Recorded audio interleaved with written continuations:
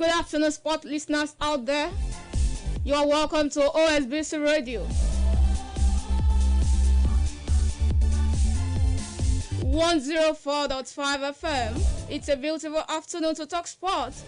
My name is Khadijat Lukman, and I am here to talk sports with my lovely people from our sports desk. With Mr. Tajuddin Amado and with Tommy Onosoya. We are here to take you around the world of sports.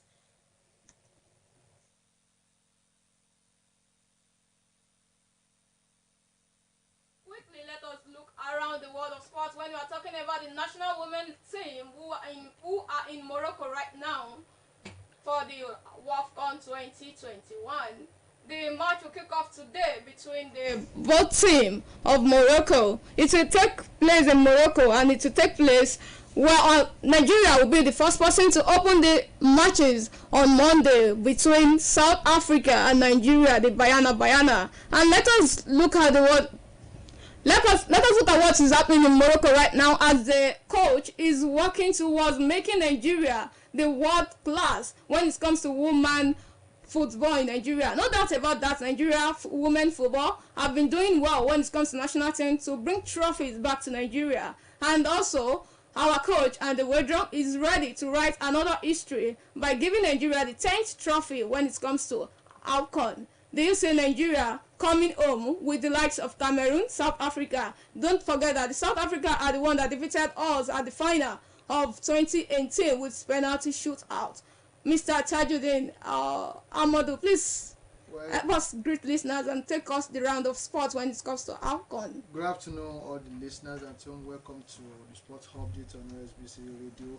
We are here to talk sports just like we've been doing every weekend, and of course we have to take a look, just like Khadija said, we are going to take a look at the African Women Cup of Nations, which begins today in faraway Morocco. Of course, we know that Nigeria, we are champions and we are always champions, and of course if you look at the number of times the tournaments have been held, like for 13 times. Yes, today this one will be the 14th time. We have won it 9 times, which means that all other countries are following us, and the gap between us and other countries, is very very large. So I want to say that for Nigeria's squad, we don't have any problem with that. In our group also, we don't have any problem because we even have 2 debutants there. Talk about Burundi and Botswana. It's only South Africa, I think they can just try to say they want to prove something, but of course whatever they want to prove, we are still the best if you want to look at it in that category. But today's match, that's the opening match between Morocco and Burkina Faso. Wow, fantastic game. The two of them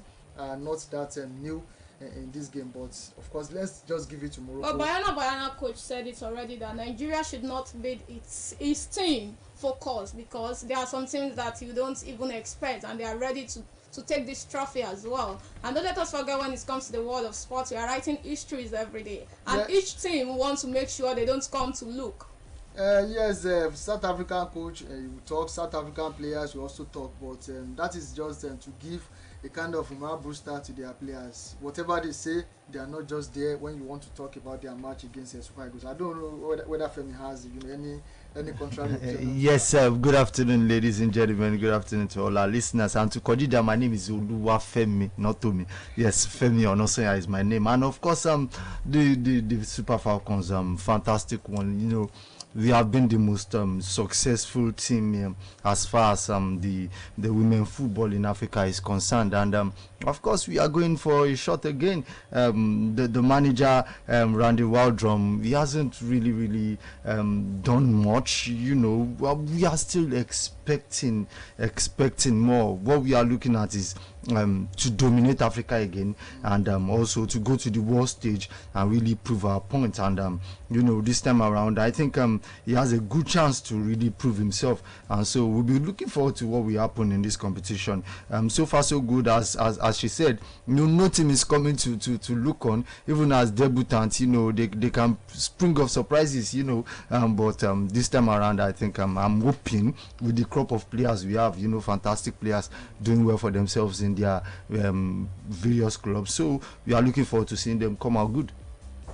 Okay, we are looking forward to see them coming bigger and better to bring the trophies home. And also, let's go quickly into the world of basketball, where we see the Tigers. The Tigers standing as their standing coach Alan Major said the team must take care of the ball when they face Mali today. Don't let us forget that the match against the Tigers of Nigeria against Cape Verde was 79 points, just 9 points difference between them. Are we saying Nigeria to qualify for the next round when we are talking about basketball in Africa? And also, don't let us forget, this will be the chance to stand of who will qualify for the FIBA World Cup qualifiers in 2023.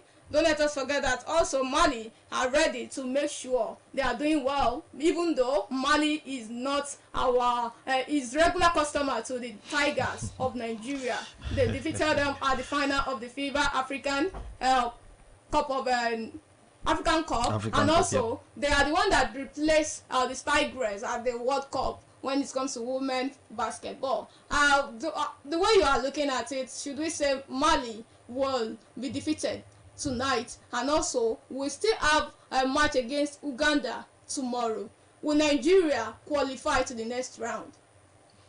Yes, for the D Tigers, like you said, the Madians are regular customers, and today we expect them to be customers. Why do you call them the you said it already. You said it already. But at the end of the day, you know, it is basketball. It's a game that has a duration, and it depends on the team that gives it its all. So we are expecting, regardless, you know, there is no room for complacency. We expect the Dick Tigers to come out good this time around. They should qualify for the World Cup once and for all, and you know, Nigeria should just grab this ticket once and for all. You know, sometimes the last competition we all knew what happened. When they went to an invitational competition, they did well. They now came to the qualifiers, and you know, they didn't really come out good. But this time around, we are hoping for the best. Yes, when my observation is that, you know, the crisis rocking the Nigerian basketball, yes, affecting them. The guys were just brought together about a week or two ago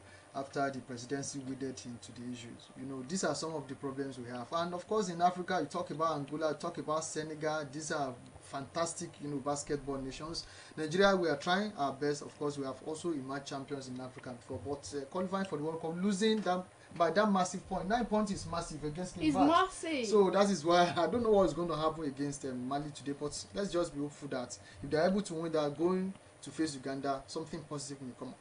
We only have 7 points out of 4 matches, and we are hoping that we should have more points against Mali. And not also let us forget let's quickly wrap up the show by going into the Wimbledon. When we are talking about Novak Djokovic, he will face his countryman in the round of 16. Should we say at the 4th round? So now, if he defeated, or should we say he will look for a space for his countryman to qualify, so that his countryman will move further? Or they will not look at the countryside this time around. His defeat is opposition against opposition. Should we take it that way now? And also, don't let us forget that Serena Williams at the double, he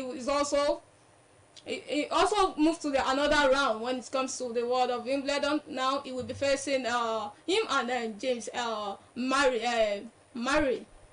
They will be going to another round to face another double. Igaki Westek will be having another match tomorrow with Alice Cornet. And also, when it comes to in the women tennis, also Serena Williams also will be having match against Madeleine France.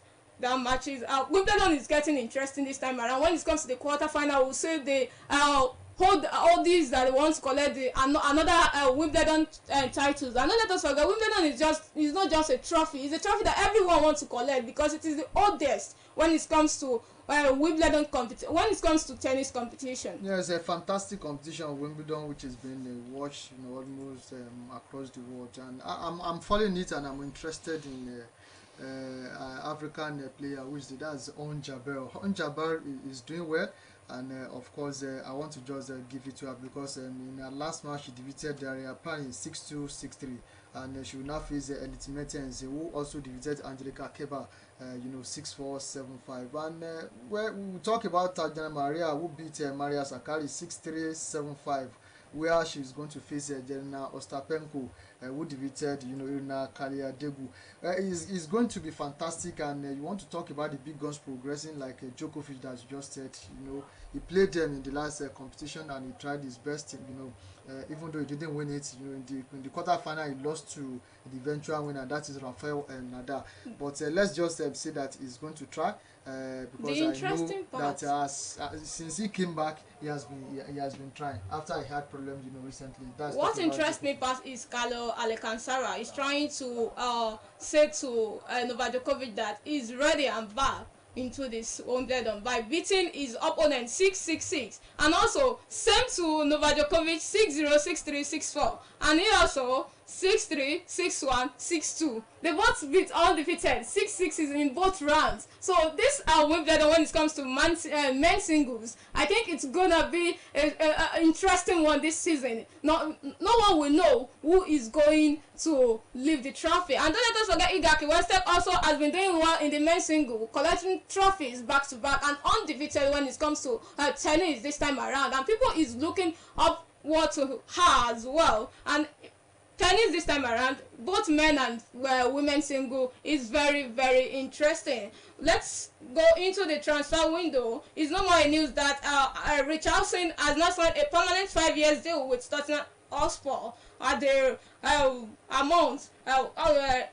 Everton collected £50 million with £10 million add-ons from Tottenham. And also the guy has been doing well for Everton, because he is one of the players that helped Everton in going into the relegation zone by giving them 11 goals in 33 matches in all competition last season. And also he's doing well to his national team Brazil ever since he made his debut for them. The way you say it, are you saying Tottenham Hotspur as the one that is ready to be a contender when it comes to EPL and Champions League? Even though they don't win the Champions League, at least they want to move closer to it next season with the likes of Harry Kane, Son Min and others. Yes, Richarlison is a fantastic player.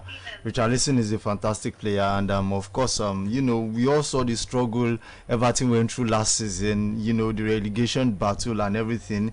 And of course, at the end of the day, they came out well, and Richarlison was one of the fighters, was one of the players that really brought them out of the water. At the end of the day, now he has joined Antonio Conte, a manager who has proved his mettle, who has, he has proved himself severally as a top manager. He's one of the managers that can attract players from anywhere.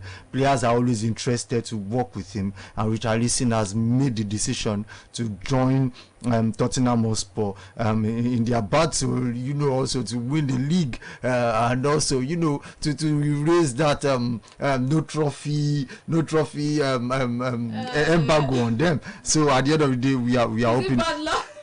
It is not bad luck. I think it is just their level. It is just their level. Not even the way they prepare. Because at the end of the day, if you look at the quality they possess, it is not that they don't have quality, but it is not as much as the top guys up there. Sincerely speaking, I will tell you the truth. But at the end of the day, they are trying to rearrange the arsenal, trying to arrange the players, trying to bring in players that can really make them function and actually compete for the league. So this time around, Antonio Conte, I believe in his project, and I believe with the crop of players he's bringing in, he has sent away some that I feel will not do enough for him, and hopefully it will come out good. I'm a big fan of Richarlison. At the end of the day, I was hoping Manchester United, because I'm a Man United fan, I was hoping Manchester United would go for him, but they didn't, and I'm only for Manchester United anymore. Don't worry, it will come out good at the end of the day. Don't worry, we are working on us too. Okay, let's look at the way FIFA said they will make use of semi-automatic offside technology at November to December World Cup to make the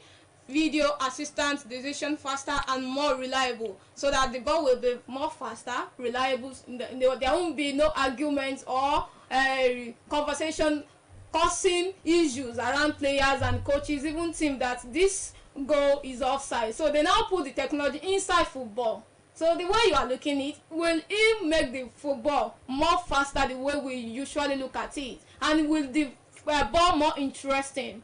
When they brought in VAR, people thought that it's wasting time, is this and that. But I think VAR has helped a lot, in making some decisions.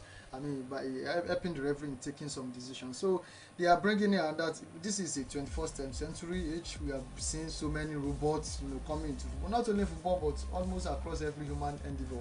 So they want to use it, and you want to look at the judgment that is very difficult to referee. You talk about offside, so when they are not bringing in something that can help them, I think it will be good. There are many goals that have been ruled as offside that are not offside. There are many goals that are even offside that have been taken as goals. So this is what FIFA has been working on, and I think that's an improvement, in the game. And I see it as a welcome development to assist referees in taking decisions as far as offside is concerned. But I feel sincerity into football. I feel even with the VAR that we have, there are still issues where the referee don't concur to the VAR at the end of the day, because at the end of the day, you see, I feel all these roboting into football. The woman is behind the VAR, and also the referee is behind. I tell you sincerely, all this roboting into football, I think it's kind of killing that fun. You see, what gives us the topic to deliberate about and all this are the mistakes. The mistakes are necessary too. They bring conversations, they make it more interesting. So I don't know even with the robot we still see mistakes, we still have issues. So I feel they should just pipe down and let us have a wonderful World Cup in Qatar. They shouldn't just bring all this to cause any kind of havoc. I know our time is gone, but I want to disagree with that. Cristiano Ronaldo scored a good goal during the course of the qualifier, but the goal was ruled not to be a goal. You understand? If VAR had been used, it could have been taken as a goal. There were England, I think, in World Cup maybe 2014 or so, they scored fantastic goal, which was also ruled out by the referee. So I think these are the reasons for the positive use of this technology. Okay, we'll see how it will come out. Even human beings and machines are not perfect. That's what they're trying to tell us. There will also be a mistake in everything we do in life. And also, it's no more news that Mohamed Salah has signed a new contract with Liverpool, made him the highest paid footballer in the history of the club, and also the Egyptian, and will now be the one that will be doing virtually everything ever since Sadio Mane left the club for Bayern Munich. So that will be the wrap up on the show this afternoon, and also help us greet the listeners for staying tuned. Yes, sir. Thank you very much for listening. Yes, I will be looking forward to joining you next time. All right, bye for now. Okay, I remain your host, Khadijat Lukman. Bye for now.